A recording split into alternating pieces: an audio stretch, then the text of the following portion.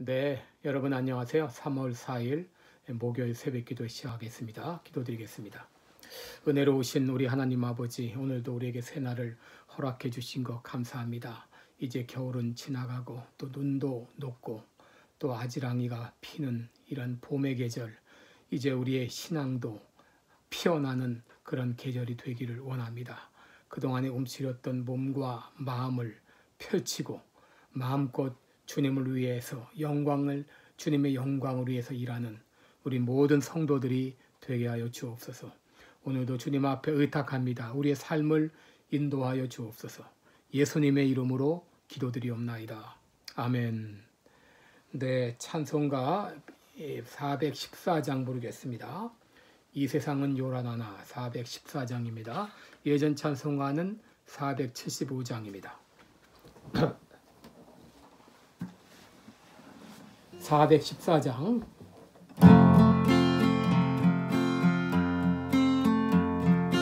이 세상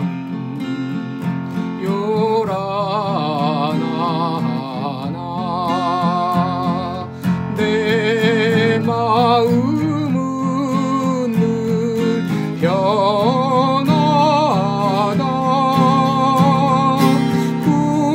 구주의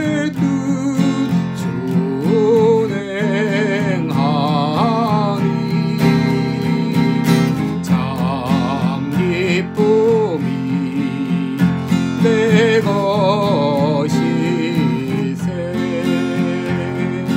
이 세상은 늘 변하고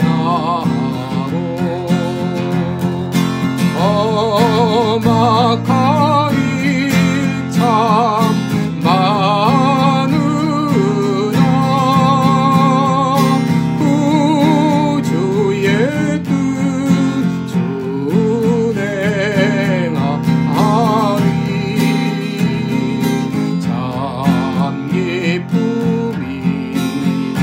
내 것이세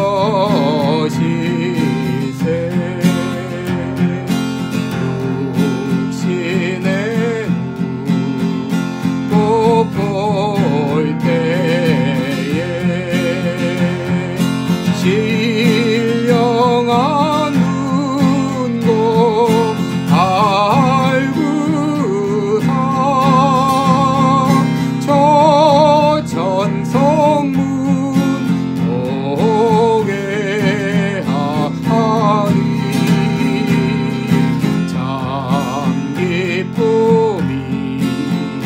내 것이세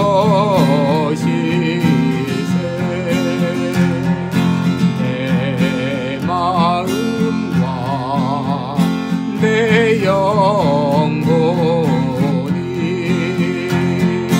모든 욕심 다 버리고 은혜로 성결하니 참 기쁨이 내 것이세 이 육신에 복락보다 신령한 복덕 좋으니 내 맘과 뜻 다하여 저 천성만 향해 가네.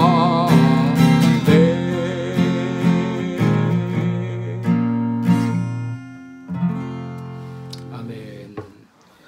네, 우리 오늘은 욥기 24장을 보겠습니다. 욥기 24장입니다. 욥기 24장 1절부터 17절까지 읽어드리겠습니다. 욥기 24장 784쪽입니다. 어찌하여 전능자가 시기를 정하지 아니하셨는고 어찌하여 그를 아는 자들이 그의 날을 보지 못하는고 어떤 사람은 지게표를 옮기며 양떼를 빼앗아 기르며 고아의 나귀를 몰아가며 과부의 소를 볼모잡으며 빈궁한 자를 길에서 몰아내나니 세상에 가난한 자가 다 스스로 숨는구나. 그들은 거친 땅에 들나귀 같아서 나가서 일하며 먹을 것을 부지런히 구하니 광야가 그 자식을 위하여 그에게 식물을 내는도다. 밭에선 남의 곡식을 베며 악인의 남겨둔 포도를 따며 의복이 없어 벗은 몸으로 밤을 지내며 추위에 덮을 것이 없으며 산중 소나기에 젖으며 가리울 것이 없어 바위를 안고 있느니라. 어떤 사람은 고아를 어미 품에서 빼앗으며 가난한 자의 옷을 볼모잡음으로 그들이 옷이 없어 벌거벗고 다니며 줄이면서 곡식단을 베며 그 사람의 담 안에서 기름을 짜며 목말라 하면서 술틀을 밟느니라. 인구 많은 성 중에서 사람들이 신음하며 상한 자가 부르짖으나 하나님이 그 불의를 보지 아니하시느니라. 또 광명을 배반하는 사람들은 이러하니 그들은 광명의 길을 알지 못하며 그 첩경에 머물지 아니하는지라. 사람을 죽이는 자는 새벽에 일어나서 가난한 자나 빈궁한 자를 죽이고 밤에는 도적같이 되며 가늠하는 자의 눈은 저물기를 바라며 아무 눈도 나를 보지 못하리라 하고 얼굴을 변장하며 밤에 집을 뚫는 자는 낮에는 문을 닫고 있은즉 광명을 알지 못하나니 그들은 다 아침을 흑암같이 여기니 흑암의 두려움을 알미니라. 아멘. 우리 17절까지 봉독했습니다. 네, 오늘은 우리 본문을 가지고 하나님은 악인을 방관하시는가? 악을 방관하시는가 이런 제목으로 함께 말씀을 나누겠습니다. 시편 12편 8절을 보게 되면 오늘날 시대를 가리켜서 비루함이 인생 중에 높아지고 악인이 처처에 횡행하는 시대라라고 말했습니다.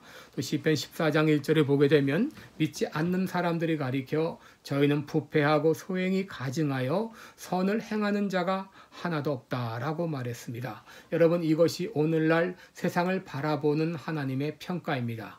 오늘날 세상은 악인이 처처에 횡행하는 시대입니다. 부패와 소행이 가증한 시대입니다. 정상이 비정상이 되고 비정상이 정상처럼 되어가는 세상입니다. 이런 세상에서 의인은 고통을 당하며 어느 때까지니까 부르짖으며 탄식합니다. 마치 하나님께서 악인의 소행을 방관하시고 모르는 채 하시는 것 같습니다. 이러한 때 우리들은 이러한 상황에서 어떻게 살아야 되나요? 우리가 무엇을 알아야 되나요?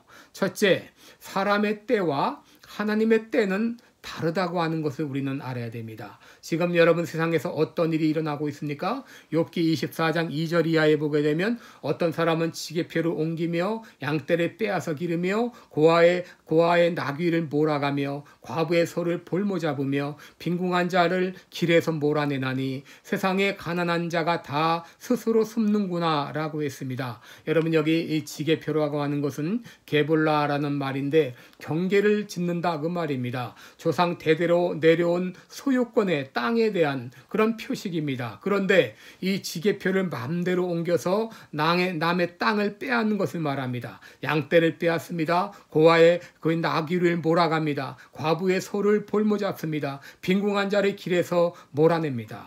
그래서 세상에 가난한 자가 숨는다고 했습니다. 또 5절 이하에 보게 되면 그들은 거친 땅에 들나귀 같아서 나가서 일하며 먹을 것을 부지런히 구하니 광야가 그 자식을 위하여 그에게 식물을 내는도다. 밭에서 남의 곡식을 매며 악인의 남겨둔 포도를 따며 의복이 없어 벗은 몸으로 밤을 지내며 추위에 덮을 것이 없으며 산중 소나기에 젖으며 가리울 것이 없어 바위를 안고 있느니라. 어떤 사람은 고아를 어미 품에서 빼앗으며 가난한 자의 옷을 볼모잡음으로 그들이 옷이 없어 벌거벗고 다니며 줄이면서 곡식단을 매며 그 사람의 담 안에서 기름을 짜며 목말라 하면서 술틀을 밟느니라. 인구 많은 성 중에서 사람들이 신음하며 근심하며 상한 자가 부르짖으나 하나님이 그 불의를 보지 아니하시느니라 그랬습니다. 여러분, 지금 가난한 자들이, 약한 자들이 얼마나 고통을 당하고 있습니까? 옷을 빼앗겨서 벗은 몸으로 밤을 지새고 있습니다. 춥지만 덮을 것이 없다고 했습니다. 먹을 것이 없고 마실 것이 없어 고통을 당하고 있다고 했습니다. 그런데 하나님은 그 불의를 방관하고 있는 것 같아요. 시편 13편 1절 이하에서도 시편 기자는 탄식합니다. 여호와여, 어느 때까지니까 나를 영영히 잊으시나이까? 주의 얼굴을 나에게서 언제까지 숨기시겠나이까? 내가 나의 영혼에 경영하고 종일토록 마음에 근심하기를 어느 때까지 하오며 내 원수가 나를 쳐서 자긍하기를 어느 때까지 하리이까? 너무나 고통스러운 나머지 하나님께 울부짖으며 기도하지만 아무런 응답이 없습니다. 그러자 그들은 뭐라고 말합니까? 하나님이 그 불의를 보지 않으시는구나. 탄식하고 있는 걸 보게 됩니다. 세상에서 되어지는 일을 볼 때 너무나 안타깝습니다. 그런데 마치 하나님은 불의를 방관하시고 있는 것 같아요. 오늘 본문의 욥도 마찬가지죠. 너무 고통스러운 나머지 부르짖습니다. 1절을 보시면 어찌하여 전능자가 시기를 정하지 아니하셨는고, 어찌하여 그를 아는 자들이 그의 날을 보지 못하는고 라고 했습니다. 여러분, 여기 그의 날은 하나님의 날, 하나님의 때, 하나님이 역사하시는 날을 말합니다. 하나님은 전능하시기 때문에 그 때를 알고 계시지 않습니까? 그런데 왜 그를 아는 자, 하나님의 백성들이 그날을 보지 못하게 하시는가요? 모든 때를 다 하나님이 정하시는 거 아닌가요? 그런데 왜 그의 백성들은 그 시기를 알지 못합니까? 이렇게 하면서 부르짖고 있는 것입니다. 여러분, 나치의 홀로코스트 상황에서 고통당하며 부르짖던 유대인들이 있었습니다. 지금도 공산 치하에서 고통당하는 성도들이 있습니다. 그들은 지금도 어느 때까지니까 하면서 울부짖고 있어요. 그러나 우리가 알아야 될 것이 있어요. 하나님은 지금도 일하고 계신다고 하는 것입니다. 예레미야 33장 2절에 이를 행하는 여호와, 그것을 지어 성취하는 여호와, 그 이름을 여호와라 하는 자라고 말했습니다. 하나님은 지금도 일하고 계십니다. 다만 성취의 때를 알려주지 않으셨을 뿐입니다. 왜 그 시기를 알려주지 않았을까요? 만약에 장래를 알려주시고 여러분, 결과를 우리가 미리 안다고 하게 되면 우리들이 어떻게 할까요? 지금 사람들이 자꾸 하나님으로부터 멀어지고 있는 이유는 생활이 안정됐기 때문이 아닌가요? 생활이 안정됐다고 하는 것은 미래를 예측할 수 있다는 말이죠. 그러나 하나님은 모든 미래를 알려주시지 않습니다. 전도서 7장 14절에 보면 형통한 날에는 기뻐하고 공고한 날에는 생각하라. 하나님이 이 두 가지를 병행하게 하사 사람으로 그 장래일을 능히 헤아려 알지 못하게 하셨다. 그래서 하나님은 때로 우한 폐렴 바이러스와 같은 희한한 일을 허락하시는 거예요. 때를 알려주시지 않는 것은 늘 하나님을 바라보며 하나님을 의지하고 살라고 하는 하나님의 뜻이 있습니다. 또 둘째로 우리가 알아야 될 것은 하나님의 심판은 반드시 있다고 하는 거예요. 오늘 본문 24절을 보시면 그들은 높아져도 잠시간에 없어지나니 낮아져서 범인처럼 제함을 당하고 곡식 이삭처럼 배임을 당한다 그랬어요. 하나님의 심판이 반드시 있다고 했습니다. 여러분, 지금 세상 사람들은 13절 이하에 보게 되면 그들은 광명을 배반하는 자들이라 그랬어요. 그들은 광명의 길을 알지 못한다 그랬습니다. 그들은 새벽에 일어나서 사람을 죽이고 가난한 자, 빈궁한 자를 죽이고 밤에는 도적이 되고 가늠하는 자의 눈은 저물기를 바라고 그리고 아무 눈도 나를 보지 못하리라 하면서 얼굴을 변장합니다. 여러분, 이런 사람들은 광명을 알지 못하고 아침을 흑암같이 여긴다 그랬습니다. 이런 사람들이 지금 얼마나 많이 있습니까? 이들은 어둠의 자식들입니다. 광명을 배반하는 자들입니다. 지금 이들이 처처에 횡행하고 권세를 휘두르고 있습니다. 그러나 하나님의 심판이 곧 임박했다고 하는 것입니다. 누가복음 3장 9절에 이미 도끼가 나무 뿌리에 놓였다 그랬습니다. 심판이 임박했습니다. 하나님은 노아 때 홍수로 세상을 심판하셨습니다. 소돔과 고모로를 불과 유황으로 멸하셨습니다. 성적으로 타락했던 폼페이를 잿더미가 되게 하셨어요. 히틀러의 나치와 일본의 군국주의와 공산주의 종주국 소련을 망하게 하셨고 이제 곧 중공의 멸망이 눈앞에 있어요. 공의의 하나님은 결코 악의 세력을 방관하지 않으십니다.